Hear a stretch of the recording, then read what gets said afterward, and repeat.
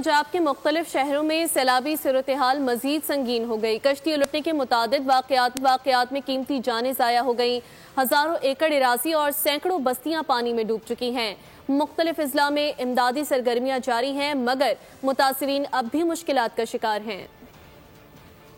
سیلاب کے پانی سے پنجاب کے کئی اضلاع میں تباہی، کہیں لاشوں پر بین تو کہیں بھوک اور بیماری کا عذاب۔ امداد کے وعدے بہت، متاثرین اب بھی حقیقی مدد کے منتظر۔ جلال پور پیروالا میں کشتی الٹنے سے 8 افراد ڈوب گئے، 5 لاشیں نکال لی گئیں، 3 کی تلاش جاری ہے۔ جاں بحق بچوں کی عمریں 7 سے 18 برس کے درمیان ہیں۔ کشتیاں الٹنے سے اموات کی مجموعی تعداد 17 تک پہنچ گئی۔ منجن آباد میں گنجائش سے زیادہ سواریوں کے باعث کشتی حادثہ، 20 افراد کو بچا لیا گیا۔ حکام نے 2 افراد کے ڈوبنے کا خدشہ ظاہر کیا ہے۔ علی پور میں ہیڈ پنجت پر اونچے درجے کا سیلاب، مزید علاقے زیر آب۔ چیف سیکریٹری پنجاب کا دورہ، متاثرین سے ملاقات، ریلیف آپریشن کا جائزہ لیا۔ مظفر گڑھ کے بیشتر علاقے ڈوب گئے، سید پور میں پانی ہی پانی۔ متاثرین کے لیے ادویات، کھانے پینے کی اشیاء کی قلت۔ بستی جڑ میں 3 نوجوان سیلابی پانی میں گر گئے، 2 نوجوانوں کو بچا لیا گیا، 1 کی لاش پانی سے نکال لی گئی۔ دریائے ستلج کی بے رحم موجوں سے تباہی، متاثرین نقل مکانی پر مجبور، فوری امداد کے منتظر۔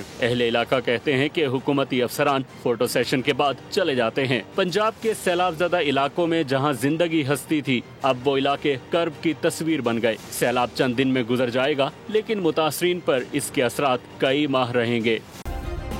سبسکرائب کریں اور بیل دبائیں تاکہ کوئی خبر رہ نہ جائے۔